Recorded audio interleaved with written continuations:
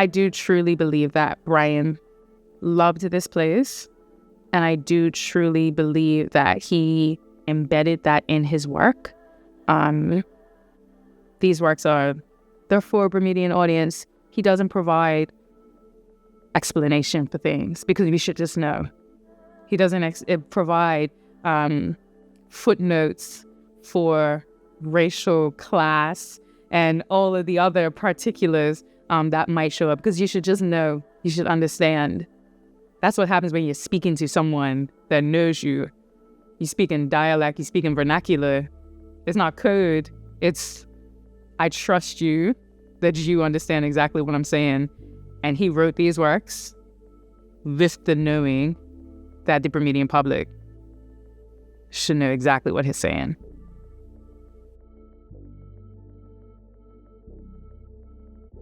I was born in 1931 in Bermuda, and I became a Baha'i in 1949 in Canada when I was 18 years old. A kid in university, fresh from a long schooling in England, which had not been very comfortable. Yeah. And I had asked a lot of questions of a lot of Christians, and they had told me a lot of things that didn't make sense, really. So I was still looking. When I got to university in 1949, I ran into this man, Dr. Greg Woodman, and I wanted everything was in his head. And he taught me everything he knew about literature. Then I wanted what else was in his soul. And he told me about the Baha'i faith. And I accepted everything that he said immediately. I heard about the Baha'i faith from Earl Cameron when I was a student in London. And then I came back to Bermuda, and I worked at the Bermuda Broadcasting Company, ZBM. And I interviewed Brian a few times. So that's my first professional relationship with him. Then as I deepened in the Baha'i faith, I got to meet him, and we got to consult and chat. So that was my introduction to Brian. He was a fascinating, intriguing person. If you look at all of his books are based on incidents in Bermuda.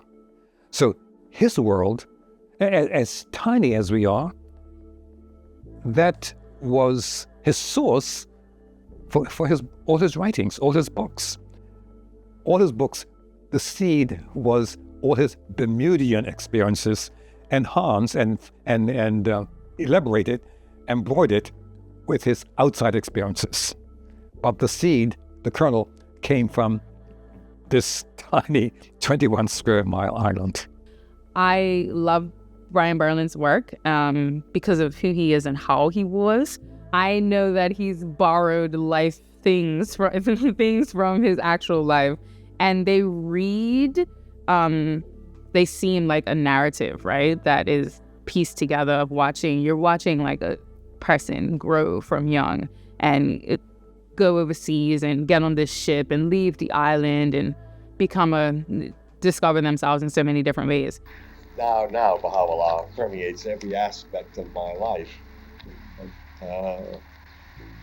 My art, my life itself, and every aspect of my life. The Baha'i faith believes its main tenet is the oneness of mankind. And so Brian was mixing and inviting a lot of black Bermudians to his home in Bentley to learn about the Baha'i faith. So, and Bermuda was very black and white in those days. So he really had problems with his family. But eventually, and they were tolerant of him. The atmosphere was really crazy. I mean, it was a totally racist society in Bermuda in those days. I used to play in an all-black cricket team, and I could get away with it because I was rich. But the reason I was able to play on this all-black cricket team was because it was Burland and Company's cricket team.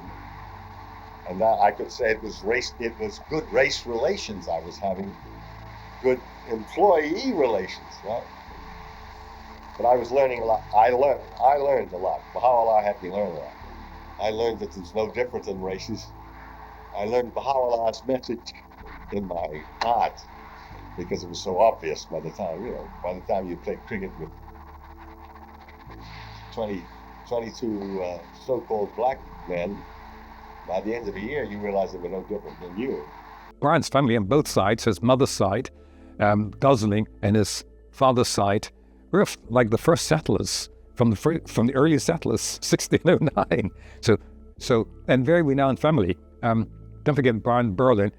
There was a thing called Burland, Conyers, and Moreira. They practically built Bermuda in the 50s and 60s, the 40s, 50s, and 60s. So very prominent traditional family.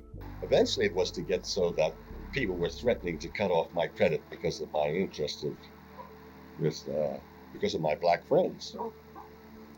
But again, the way Baha'u'llah works, you never know, right? He didn't preach, he didn't proselytize, he just lived it and reflected in his writings and in his talks and his lectures and in his paintings. And if you're looking at them, you wouldn't see you wouldn't see something, this is Bermudian, or this is South African, or this is German. It was mankind. And he was rocking the boat because his fellow white Bermudians couldn't appreciate it. What he was and what he believed. But eventually, a lot of his friends came around because a lot of them became Baha'is. And he was responsible in 1956, 57 for establishing, through the House of Assembly, had the first local Baha'i institution incorporated through an act of parliament. They eventually came around and realized that this is a faith, a universal faith. It's not a this or that, it's mankind. So we have to praise Brian, give him credit for a lot of things in Bermuda. By the time we came to get the Baha'is incorporated, it turned out to be the most powerful white man who was also against black people. So Henry Tucker, he guided the whole thing through the House. It was absolutely amazing. I'm not quite sure why he did this. It may have been because he owed a debt to my father. It may have been because he owed a debt to my great-grandfather. I don't know. But in any case, Baha'u'llah saw to it that this very powerful man grabbed up the Baha'i cause and took it right the way through the lower house. And then my cousin Bernie Gosling, the Honorable Bernie Gosling, he guided it through the upper house. Well, he was a nice man. He was a really decent guy, and he did it for me as a present, I'm sure, just out of family friendship. My two best books are entirely dictated to me by Baha'u'llah. Certainly they are entirely the result of Baha'u'llah's teaching. And those two books are The Sailor and the Fox, which should be called Few Shall Part. And I hope that when it's republished, it'll be called by that name. And Surprise, which is a very Baha'i book, a totally Baha'i book. At the boarding school, there was a panel, wood paneling somewhere, a staircase, and edged in the wood was the first lines of Sir Walter Raleigh's poem, "Love is a durable fire." And at the age of 6 or 7, he never forgot that. And that became, and for me, I feel that book is very autobiographical. It tells about how he was brought up by his maid, Sarah Hinson. She treated him as if this was her son. And she did things with him and cooked for him, just like my mother, from West Indies, from St. Kitts and Nevis, a lot of West Indian things. And he had the same thing that we had because of the West Indian, the oneness of that. The Sailor and the Fox is the work. And if there was a contender ever for the great Bermudian novel, this would be there. This would be in that. And the fact that it's slim, the fact that it touches on so many important and felt and current themes. I think the reason that we have connection with it, because he did something really, really smart with it, is he did some world building, right? So he has Bermuda that exists as it does, but he does a little bit of world building where he changes things to match a new fictional Bermuda. So the fight is the Emancipation Celebration. That's what it is. Instead of cricket never happened in this fictional Bermuda, right? We never had a cup match. Instead, we had this boxing match, which is, yes, small, almost negligible detail, but it shows, especially for me as I was combing through it, this is such a lovely way to honor and pay attention to and homage to a cultural experience, something that is within the fabric of us as people in Bermuda. Especially when you start talking about emancipation and enslavement and things like that. So identifying it, making sure that he not only gives it a nod, but gives it its significance, but does not touch it on its own. I think to touch cup match would be to be very, very tricky. You could easily upset people, especially if you represent things wrong. So instead of that, he refictionalized it and crafted his own emancipation celebration, which was very intelligent. And like most of his works, it included the things that are gonna sting and be hard and be challenging to navigate as in our very amalgamated culture. I mean, the most important thing in my life is my being able to get the light of the sun. There are a couple of my paintings, and it's entirely involved with the light of the sun, which is how I see Baha'u'llah is connected with the light of the sun. You can't quite explain it. The unfolding of dawn over the east, appalled pharynx of the morning birds and triads. Skip a beat here. This is how you first see your beloved, as rapture disguised as day.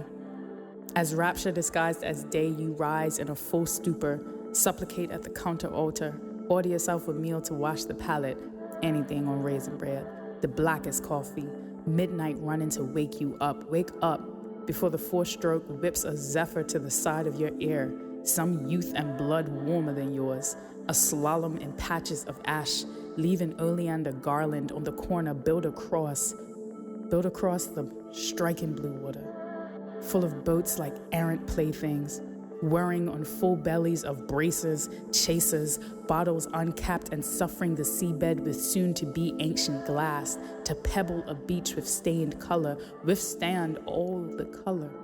Homes that scream, that chill, that warm, that welcome you in spectrum, and open blinds like arms. How could you not love it? A house that has its own name. Run down the road and direct someone by growing landmarks. By growing landmarks, the spot of a raucous uprising.